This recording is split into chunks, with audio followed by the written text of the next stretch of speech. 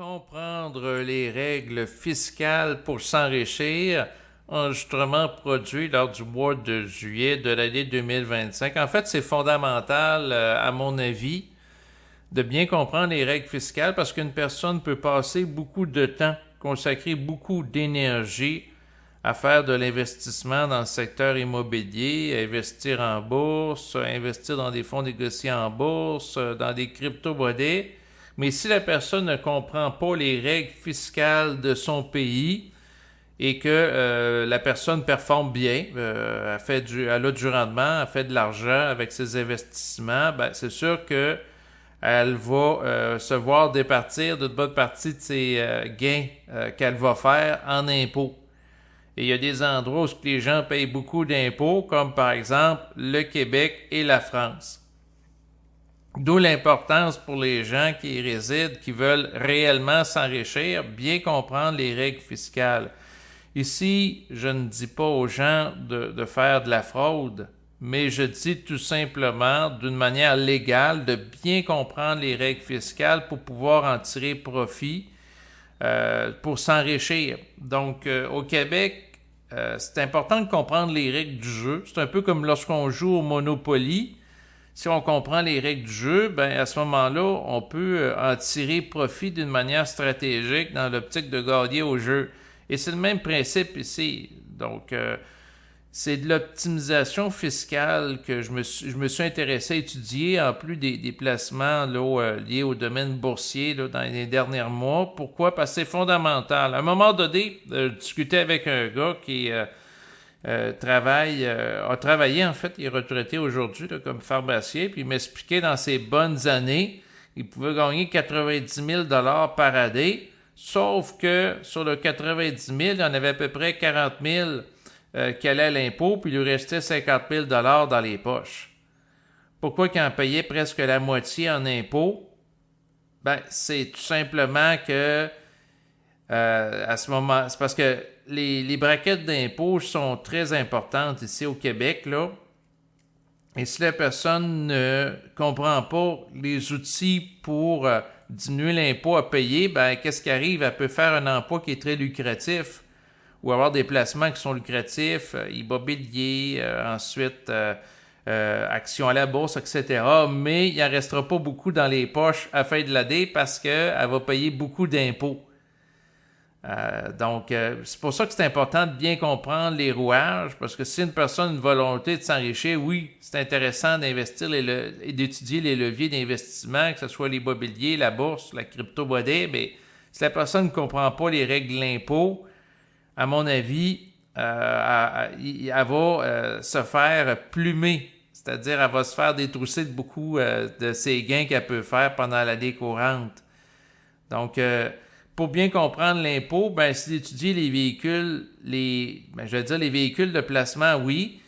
Donc, par rapport à ça, dans l'enregistrement présent, naturellement, je vais parler de ceux liés au Québec, parce que je vis au Québec. Mais l'exercice similaire peut se faire par rapport, par exemple, à une personne qui est en France, en Belgique, bien comprendre les règles fiscales du pays spécifique où on réside. À mon avis, c'est fondamental. Et une des erreurs que les gens peuvent faire, c'est d'investir une grande quantité d'énergie puis de temps, comme j'expliquais, à étudier les moyens de s'enrichir, mais pas assez pour l'impôt. Puis finalement, ben, c'est un petit peu comme un coup d'épée dans l'eau, dans le sens que la personne a fait de l'argent, mais si elle se ramasse à payer à peu près 50% d'impôts, ben, c'est plus ou moins intéressant. Donc, il faut mettre l'énergie à la bonne place, bien que ça peut être lourd, bien que plusieurs personnes peuvent trouver ça ennuyeux, mais c'est fondamental dans une optique d'enrichissement à long terme, à mon avis. Pourquoi mettre en place des comportements pour éviter de payer d'impôts ou réduire au maximum l'impôt à payer? Ben, ça peut être pour plusieurs raisons. Dans mon cas, j'ai des convictions en fait que l'argent est mal géré par le gouvernement ici au Québec, également au Canada, m'appuyant sur plusieurs points. Donc, présentement, selon mes observations, pour plusieurs facteurs, j'ai pas le goût du tout de payer de l'impôt. Pourquoi? Ben, parce que Il y a des choses qui sont des aberrations historiques. Prenons par exemple d'entretenir le système des lieutenants-gouverneurs avec le gouverneur général du Canada en relation avec le fait que le Canada est une monarchie constitutionnelle, puis on a des représentants du roi d'Angleterre, donc le roi Charles, autrefois c'était le prêtre Charles, aujourd'hui c'est le roi Charles, ici au Canada. À mon avis, le Canada doit arrêter d'entretenir des gens qui ont un rôle symbolique, qui coûtent une fortune au gouvernement et qui ne donnent pas de service direct à la population. Donc, les lieutenants-gouverneurs n'amélioreront pas la situation de santé ou l'accès à l'habitation des Canadiens. Non, ils sont là pour siéger par rapport à un rôle représentatif. Et il y a plusieurs années, dans les médias, il avait été décrié les scandales liés à Madame Thibault. Elle, c'est une dame qui attirait la pitié d'une partie de la population parce qu'elle est en chaise roulante. Mais en même temps, il y a eu, par rapport à elle, dans les médias, des scandales là, liés au fait qu'apparemment, pour la même journée, la même heure de repas du midi, elle pouvait demander d'être remboursée aux frais des contribuables pour 2 endroits différents de frais de restaurant. Donc, c'est comme si elle pouvait être à 2 endroits simultanément pour des frais de restaurant. Ça a sorti publiquement. Il y a eu d'autres scandales là, en lien avec elle, de dépenses folles. Mais le point, c'est que cette structure-là des lieutenants-gouverneurs, à mon avis, ça doit disparaître parce que ça fait partie d'un passé archaïque. Donc, c'est comme l'histoire de prêter allégeance au roi d'Angleterre à l'Assemblée nationale pour des députés. À mon avis, c'est dépassé. Ça, c'est ma vision politique des choses. Sinon, pour ce qui est de la gestion du gouvernement, c'est mal fait ici au Québec. Si on regarde, par exemple, à l'Assemblée nationale, les députés élus lors du mois de juin de l'année 2023 se sont votés des augmentations de 30% de leur salaire, alors que les mêmes députés, par la suite, nous disent qu'ils n'ont plus d'argent, qu'ils ont des problèmes d'endettement, de déficit, qu'ils doivent faire des coupures par rapport aux services de la population, notamment dans le domaine de la santé ou de l'éducation. Ces gens-là ont zéro crédibilité, surtout quand vient le temps de renouveler des conventions collectives avec des employés syndiqués au Québec, que ce soit dans le domaine de l'éducation ou de la santé. Imaginez, ces gens-là se votent des augmentations de 30%, puis après ça, quand les autres veulent avoir des augmentations, ils ne veulent pas leur accorder, puis dire, on a des problèmes de déficit. Mais là, il y a un adage qui dit, dans le fond, qu'à quelque part, les gens doivent, dans le fond, montrer l'exemple, là, dans le sens que si c'est vrai qu'il y a des problèmes d'endettement puis de déficit important, qu'ils ne se votent pas des hausses de 30%. Puis après ça, dire aux autres, vous ne pouvez pas en avoir alors qu'eux autres en ont eu. C'est sûr que si ça en vote, les autres de la population, les différents corps de métier ou la population en général va vouloir des augmentations de salaire aussi. Ça prend pas, je pense, un doctorat pour comprendre ça. Mais ça fait partie de la stupidité de la gestion ici. Ensuite, la taxe carbone. Le Québec, on est un peuple distinct ici. Donc, le gouvernement fédéral de Carney a enlevé la taxe carbone partout au Canada. Sauf qu'au Québec, nous autres, on continue d'en payer là, à chaque fois qu'on met de l'essence pour lutter contre les changements climatiques. Parce qu'on est des bonnes personnes, on est idéalistes. Il n'y a plus personne qui paye ça au Canada, mais nous autres, parce qu'on est des... C'est ça fait partie de la stupidité encore, à mon avis. Là. À un moment donné aussi, pour ce qui est de la lutte des changements climatiques, je suis plutôt sceptique par rapport au narratif que les médias nous présentent. Puis si c'est réel, c'est les gros joueurs qui ont de l'impact. Prenons par exemple la population de la Chine sont au-dessus d'1 milliard. C'est pas le Québec avec 9 millions à peu près d'habitants qui va avoir un impact significatif. À bord il ne faut pas être stupide. Tu sais, je veux dire, on fait pas le poids là, au niveau international. Ah, mais c'est symbolique. Nous autres, on a bien fait. Fait que si un jour ça tourne mal, c'est pas notre faute. Nous autres, on avait la taxe carbone. C'est de la faute des autres parce qu'ils l'ont pas payé ou qu'ils n'ont pas embarqué. Ça peut être une façon de se donner bonne conscience en disant que nous autres, on n'est pas corrects, puis les autres sont corrects. Nous autres, on est corrects, pardon, puis les autres sont pas corrects. Sinon, ben, qu'est-ce qui me donne pas le goût de payer de l'impôt au Québec? Ben, c'est la façon qu'est géré notre argent par rapport à des projets d'entreprise dans lesquels le gouvernement va investir. Prenons par exemple les batteries Nordvolt. Et on voulait investir pour une entreprise qui va fabriquer des batteries pour des autos électriques. Naturellement, c'est un fiasco. Même chose pour Lyon électrique, les autobus électriques qui sont sur le bord de la faillite. Donc, puis financer des entreprises pour qu'elles achètent des autobus électriques de transport, puis ensuite financer des entreprises, comment dire, imposer aux entreprises d'acheter des autobus neufs électriques alors que c'est problématique avec le recul. Ce type de véhicule-là, puis l'entreprise qui font les autobus électriques, elle a des problèmes, ben, c'est une espèce de cercle vicieux. Tu sais, tu demandes aux gens d'acheter des autobus électriques, puis par la suite, l'entreprise qui est derrière ça est en état de problème. Ça marche pas. Les projets gouvernementaux, malheureusement, par rapport au privé, j'ai l'impression que nos dirigeants jouent avec l'argent des contribuables un peu comme une personne va au casino puis va miser sur quelque chose, mais elle ne sait pas trop. Et le problème, ben, c'est toujours la question de l'imputabilité. Donc, si un politicien se présente comme étant visionnaire et dire que l'énergie électrique, c'est l'avenir du Québec à cause qu'on produit de l'hydroélectricité, puis on va se vanter que c'est de l'énergie propre, renouvelable, à différence d'autres pays qui produisent de l'électricité à partir du nucléaire ou qui demandent des coûts d'entreposage par rapport aux déchets radioactifs, ou des pays qui produisent à partir de l'énergie thermique ou le charbon.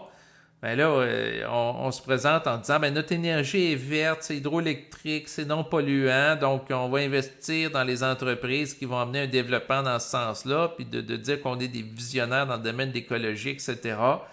Alors qu'en réalité, ben, le politicien qui fait ça pour bien paraître, si l'entreprise foire, comme Lyon électrique ou Nordvolt, ben, c'est les contribuables qui vont payer. Il n'est pas imputable personnellement, c'est avec l'argent des autres, naturellement.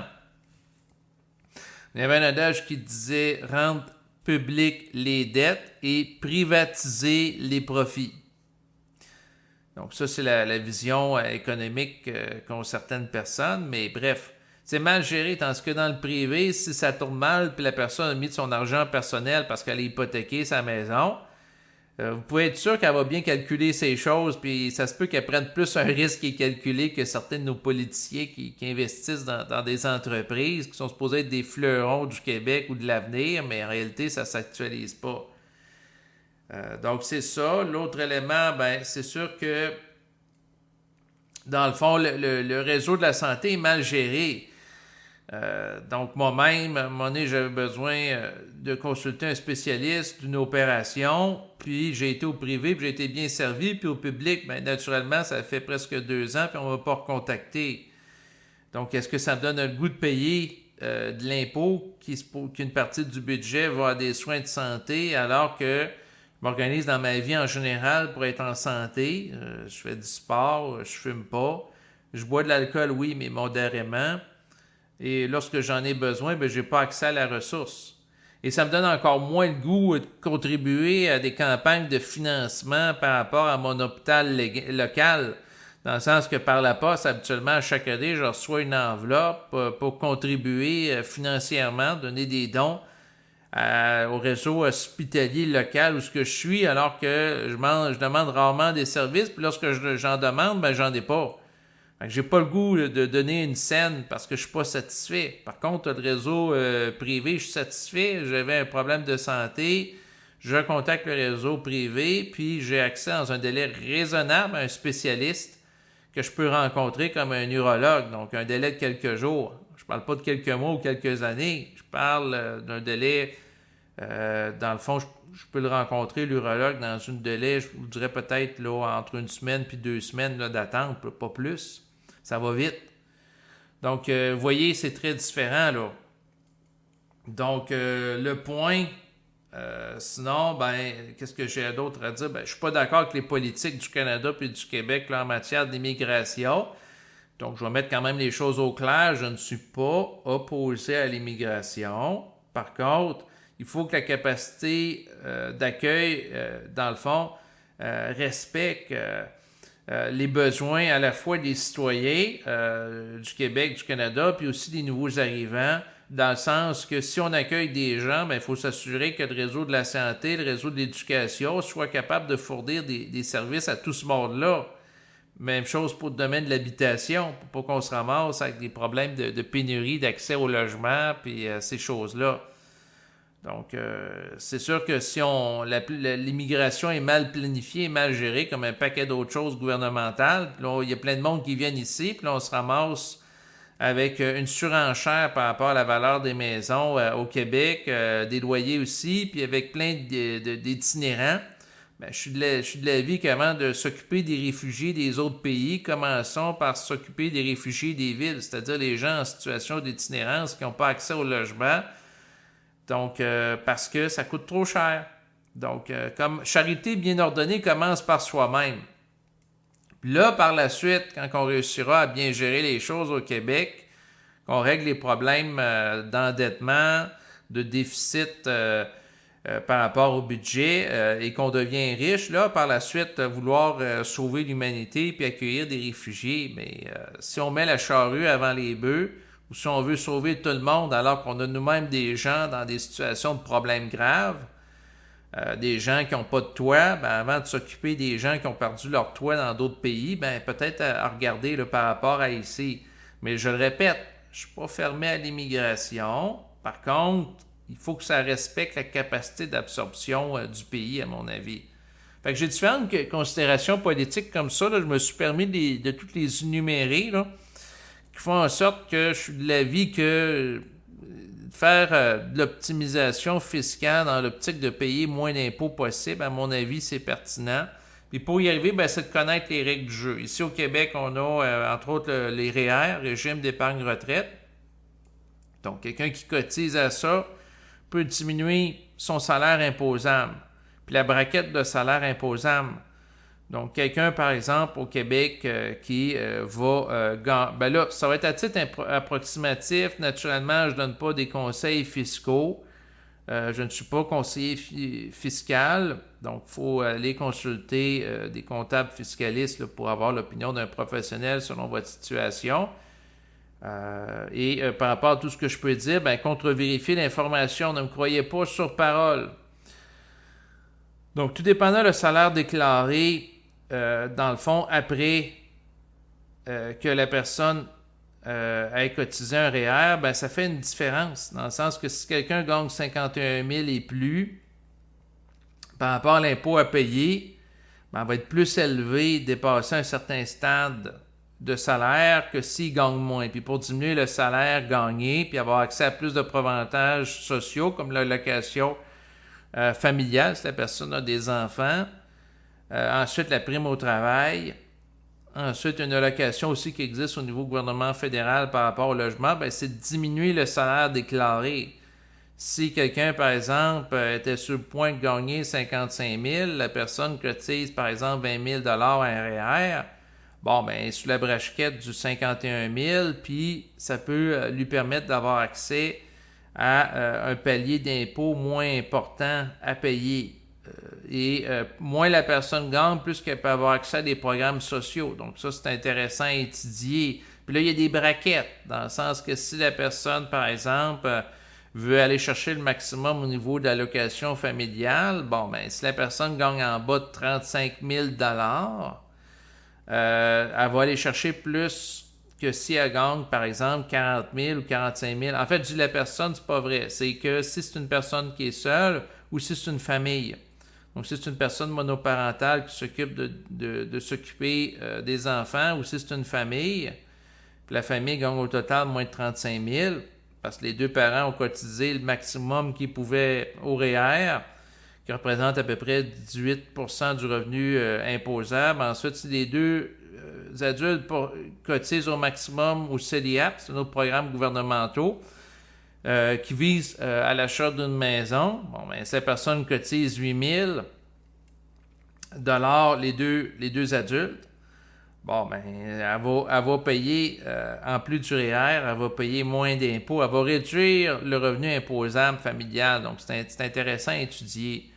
Puis pour le CELIAP, dans le fond, vise à permettre aux gens à mettre de l'argent de côté à l'abri de l'impôt. C'est un programme gouvernemental dans l'optique d'éventuellement s'acheter une maison. La personne peut cotiser un maximum de 40 000 $. Mais le point à comprendre, c'est que la personne elle veuille ou pas s'acheter une maison, à la limite, elle s'en fout parce que ça donne un crédit d'impôt. Puis si dépassé une certaine période de temps, comme par exemple 15 ans après la première cotisation, la personne n'achète pas de maison, bon, ben le REER, le CELIAP, pardon, peut être converti en REER, donc régime libre d'impôt pour la retraite. Donc, régime, pardon, d'épargne retraite. Le régime libre d'impôt, c'est le CELI. Je vais aller trop vite, puis des fois je fais des erreurs quand je vais aller trop vite. C'est pour ça que je dis, croyez pas, vérifiez mes informations, mais bref. Le point, c'est de comprendre les rouages du système. Et pour comprendre les rouages du système, c'est de comprendre que il y a de l'argent qui peut être converti dans d'autres choses, comme le CELIAP peut éventuellement être converti en REER. Donc, la personne a l'intention ou pas de s'acheter une maison. Si la personne est dans une situation d'être lourdement imposée, bien qu'elle a cotisé le maximum qu'elle pouvait au REER, ben, ça peut être quelque chose à étudier de cotiser au CELIAP. Puis quelqu'un aussi peut cotiser au CELIAP pendant 2 années consécutives. Donc, si la personne a un maximum de 8 000 qu'elle peut cotiser à chaque année, puis la personne décide de cotiser 8 000 une année, 8 000 une autre année, donc ça fait un total de 16 000, mais la personne n'est pas obligée de déclarer le montant cotisé au CELIAP à chaque année, elle peut attendre. Dans le sens que si une personne, en 2023, cotise 8 000 au CELIAP, 2024, un autre 8 000, bon, ben ça fait un total de 16 000. Puis si la personne, dans le fond, cotise au niveau REER, par exemple, 20 000 $, puis elle décide la même année de déclarer le 16 000 en CELIAP, bon, ben ça se peut que la personne, par rapport à son salaire, tout dépendant combien qu'elle gagne, bon, ben elle gagne, elle se qualifie pour gagner moins de 35 000 si elle, par exemple, est famille monoparentale ou les deux de la famille font, les deux adultes cotisent pour aller chercher un revenu total familial de moins de 35 000 en retardant la déclaration des cotisations dans l'optique de faire l'optimisation fiscale. Ben si chacun a 16 000 de CELIAP sans compter le REER, puis au total, ben, les deux revenus sont diminués au maximum, puis la personne, elle se ramasse, le couple, en fait, se ramasse à gagner de moins de 35 000 par année, puis ils ont accès au maximum d'allocation familiale, c'est 7 900 quelques, environ 8 000. Bon, ben, ça devient intéressant de comprendre les rouages du système. Donc, pourquoi? Ben, parce que si le système est mieux géré, la personne peut partir de la prémisse qu'elle va s'organiser pour bien gérer ses choses, pour que sa famille puisse arriver, mais aussi que, dans le fond, l'argent puisse être utilisé d'une manière optimale. Donc, l'idée, c'est de comprendre les rouages du système. Donc, il y a le CELI aussi, le compte libre d'impôt. Quelqu'un peut cotiser 102 000 $ si la personne avait 18 ans en 2009. Donc, je parle par rapport à l'année 2025. Bon, mais si on fait chiffre rond, 100 000 $, la personne cotise au CELI, qui est un compte libre d'impôt. Lorsque la personne retire ce montant d'argent, à différence du REER, régime épargne retraite, elle paye 0 impôt. Puis quelqu'un peut investir 100 000 $ là-dedans, mais si la personne a du rendement et ça fructifie, disons que la personne investit dans du Bitcoin, puis en moins d'un an, elle fait 40 % de rendement, bon, ben le 100 000 il est rendu à 140 000. Donc, ou plus, parce que, dans le fond, la personne, si elle a... Parce qu'il y en a qui ont fait 40% avec le Bitcoin, mais il y en a qui vont faire plus encore. Là. Dans les dernières années, il y a eu beaucoup d'argent qui a été fait, mais tout ce montant-là, dans le fond, il est libre d'impôt. C'est-à-dire que le montant cotisé, c'est un total de 102 000. Mais par la suite, les 102 000 rapportent plus, puis la personne est rendue avec 1 million de dollars dans son compte scellé au fil des ans, parce qu'elle performe très bien au niveau crypto-monnaie. Bon, ben, au moment de décaisser l'argent qui a été mis là-dedans, ben, c'est non imposable. Et là, ça peut faire la différence entre quelqu'un qui est riche puis qui est pauvre. Et c'est pour ça, entre autres, que dans le fond, il y avait des articles de journaux, entre autres, qui avaient été parus, où tu as des gens qui, Liberté 40, là, ils prennent leur retraite à 40 ans, puis tu as deux classes de la population qui apparaissent, c'est-à-dire ceux qui ont de l'argent dans les comptes CELI et les autres. Parce que cette disparité-là entre la personne qui vit au Québec, qui paye beaucoup d'impôts, qui ne regarde pas ses choses, qui est endettée, versus l'autre qui investit massivement dans le CELI, qui fait de l'optimisation fiscale. Entre autres, ça peut être quelqu'un qui va cotiser le maximum REER, maximum CELIAP, puis lorsqu'il y a du retour de l'impôt à la fin de l'année, ben, il prend l'argent et il met ça dans son compte CELI. Il fait ce qu'on appelle du recyclage de capitaux. Le recyclage de capitaux, c'est quoi? Ben, c'est prendre de l'argent à quelque part, et puis cet argent-là te redonne d'autres argent que tu peux réinvestir par la suite. Donc, c'est de comprendre comment fonctionne le système, dans le sens que quelqu'un qui, par exemple, cotise le maximum CELIAP, maximum REER, et qu'il revient un gros retour d'impôt parce qu'il évalue qu'il y a eu trop d'impôts qui a été prélevé là, sur ses payes à chaque semaine. Bon, ben, le montant que la personne a payé, disons que la personne paye un REER 10 000 $, puis à la fin de l'année, puis ça y redonne en CELIAP un montant, en CELI, pardon, non, ça ne donne pas en CELI, excusez, je vais aller trop vite. Ça lui donne un montant de retour d'impôt de plusieurs milliers de dollars, puis par la suite, avec ce millier-là de dollars, disons que ça redonne 3 000, elle met ça en CELI, bien là, dans le fond, le 10 000 $, en réalité, lui a permis d'avoir accès ensuite à 3 000 de retour d'impôt. Donc, c'est un 10 000 $ qui est intéressant. Ce qui veut dire que ça lui a coûté environ 7 000 $.